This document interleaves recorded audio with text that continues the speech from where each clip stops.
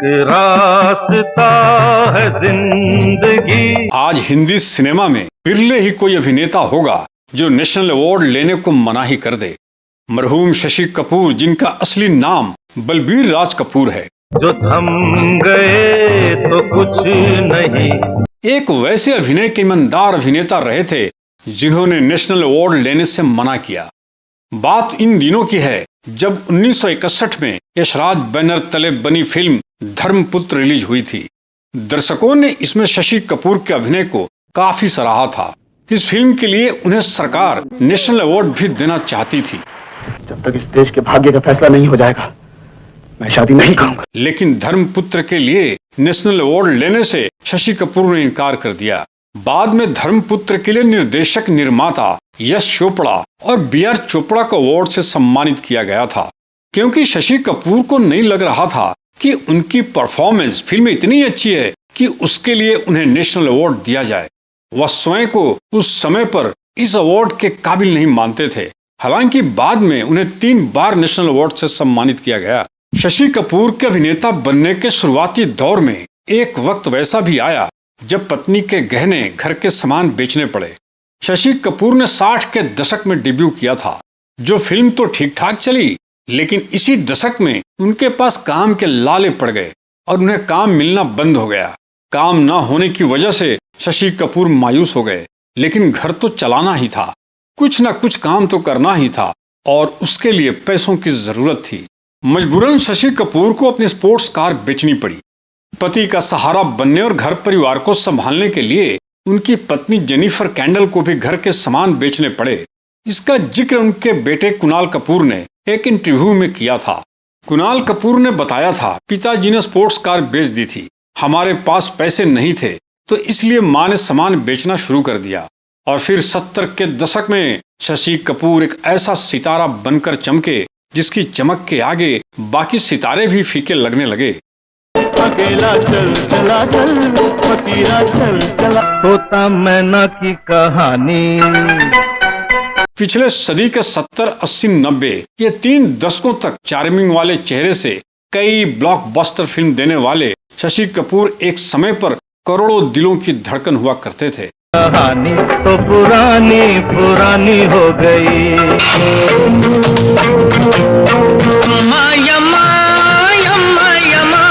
Hindi cinema में लोकप्रियता की ख्याति प्राप्त करने वाले नायकों में एक रहे थे। इन 3 दशकों में उन्होंने अनेकों हिट फिल्में दी। करीब 116 हिंदी फिल्में की, जिनमें से 61 सोलो हीरो के तौर पर थीं। परदेसियों से न अखियां मिलाना, जब जब फूल खिले, वक्त, शर्मीली, हसीना मान जाएगी, चोर मचाए शोर, प्यार का मौसम, दीवार, कभी कभी, त्रिशूल, रोटी कपड़ा और मकान और सत्यम शिवम सुंदरम में लुभावना चार्म वाला चेहरा था और चेहरे पर अद्भुत स्माइल थी। वे अपने बड़े भाई राज कपूर की तरह 10वीं तक ही पढ़ाई कर पाए। 1951 में फिल्म आवारा में वह राज कपूर के बचपन का किरदार निभाए। आवारा किसे कहते हैं? शशि कपूर का रुझान बचपन से ही अभिनय की तरफ रहा, क्योंकि बचपन से ही एक्टिंग के माहौल में पले बढ़े थे। शशि कपूर ने महज 4 वर्ष की उम्र में ही अभिनय की शुरुआत कर दी थी। शशि कपूर ने अपने करियर की शुरुआत साल 1944 में पृथ्वी थिएटर के शकुंतला से किया था।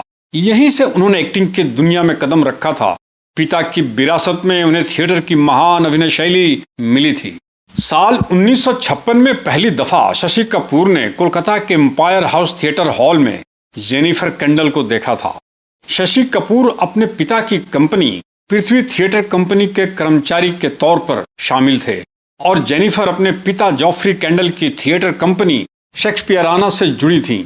पहले ही नजर में शशि को जेनिफर भा गई थी, जबकि जेनिफर को भी शशि कपूर की मासूमियत और उनके विचार बहुत पसंद आई थी। वैसे जेनिफर के पिता जॉफ्री कैंडल को शशि कपूर से अपनी बेटी का मिलना जुलना पसंद नहीं था।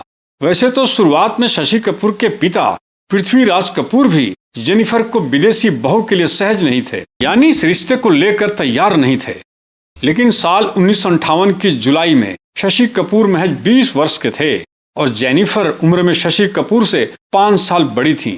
शशि कपूर जेनिफर ने शादी कर ली और फिर बाद में इन दोनों के पिता भी इस रिश्ते को मान गए। जेनिफर व शशि के 3 बच्चे हुए, 2 बेटे कुणाल कपूर और करण कपूर और 1 बेटी संजना कपूर। 1970 के बाद जहां Shashi full time film actor बन गए तो वहीं जेनिफर कलात्मक प्रोजेक्ट्स पर व्यस्त रहीं। जेनिफर खुद को थिएटर में मशगूल कर लिया था। शशि व जेनिफर के जीवन में उस वक्त तूफान आ गया जब पता चला कि जेनिफर कैंसर का शिकार बन गई है। शशि कपूर ने जेनिफर को कैंसर से बचाने की बहुत कोशिश की। उनका इलाज लंदन तक हुआ, लेकिन जेनिफर की जान नहीं बच पाई और साल 1984 में 7 सितंबर को जेनिफर केंडल कपूर इस दुनिया से चल बसी। शशि के बड़े बेटे कुणाल कपूर ने बताया था कि जब शशि कपूर ने जेनिफर की मृत पड़े शरीर को देखा था तब वो फूट फूट कर रो पड़े थे और कुणाल ने उस दिन पहली दफा अपने पिता को इस तरह रोते हुए देखा था। शशि कपूर का चेहरा भले ही कमर्शियल कमाई की थी, लेकिन वहीं उनकी आत्मा थिएटर वाला था, जिस अंतर्राष्ट्रीय थिएटर ग्रुप शेक्सपियराना के एक सदस्य के तौर पर अपने पिता के आदेश पर दुनिया भर की अभिनय यात्राओं ने उन्हें तराशा था। इन्हीं यात्राओं के दौरान ब्रिटिश अभिनेत्री जेनिफर से उन्हें प्रेम हुआ था। अपने भीतर के थिएटर वाले असली किरदार कलाकार को व्यक्त करने की चाह में हिंदी की कमर्शियल फिल्मों से ब्रेक लेकर वे हाउस होल्ड शेक्सपियराना, a matter of innocence, heat and dust तथा सिद्धार्थ जैसी स्तरीय अंग्रेजी फिल्मों में भी अभिनय करते रहे। पिता पृथ्वीराज के देहांत के बाद उन्होंने पृथ्वी थिएटर को पुनः संभाला। 1978 में उनके होम प्रोडक्शन फिल्म वालाज की शुरुआत ने हिंदी के सार्थक सिनेमा को विस्तृत विस्तार देने में अहम भूमिका निभाई। बतौर निर्माता उन्होंने पहली फिल्म जुनून 1979 में बनाई। इसे निर्देशित करने के लिए उन्होंने श्याम बेनेगल को आमंत्रित किया। इस फिल्म को बेस्ट फिल्म का नेशनल अवार्ड भी मिला। श्याम बेनेगल के ही साथ उन्होंने कलयुग भी बनाई। इसके बाद 36 चौरंगी लेन, विजेता और उत्सव ये सभी फिल्में एक कलात्मक सार्थक हिंदी सिनेमा की उपलब्धियां हैं। मन क्यों बहका रे बहका। लेकिन इन सभी फिल्मों के निर्माण में उन्हें फायदा नहीं घाटा ही हुआ, क्योंकि भारतीय दर्शक मसाला कमर्शियल फिल्म देखने के आदी हो चुके थे। ऐसी कलात्मक फिल्में देखने सिनेमा हॉल नहीं जाते। यह टीस भी उनके मन में सर्वदा बैठी रही। इस तरह अपने बड़े भाई राज कपूर के फिल्म मेकिंग से बहुत अलग थे शशि कपूर। पत्नी जेनिफर से वैवाहिक जीवन में जितनी खुशमिजाजी थे शशि कपूर, उतनी ही उदासीनता पत्नी के जाने के बाद आ गई। घुंघरू की तरह थिएटर वाली अभिव्यक्ति के नए नए आयाम तलाशते हुए बाद के दिनों में बहुत अकेले पड़ गए। बजता ही रहा हूँ मैं। इस अकेलेपन और अनियमित जीवन शैली ने उन्हें बीमार बना दिया। यही उदासीनता और अकेलापन उनकी मौत की वजह भी बनी। शशि कपूर एक भारतीय फिल्म के ऐसे अभिनेता थे और ऐसे परिवार से ताल्लुक रखते थे जिसने बॉलीवुड के 100 सालों में से लगभग 46 वर्ष का योगदान दिया है। वर्ष 2011 में उन्हें भारत सरकार द्वारा पद्म भूषण से सम्मानित किया गया और पिता पृथ्वीराज कपूर, भाई राज कपूर के बाद वे तीसरे व्यक्ति थे जिन्हें कपूर परिवार में दादा फाल्के साहब पुरस्कार से नवाजा गया। ले जाएंगे दिल वाले दुल्हनिया ले जाएंगे। बाजी चोरी हो गई। मैं तेरा तू मेरी जान। आज बस वीडियो में इतना ही।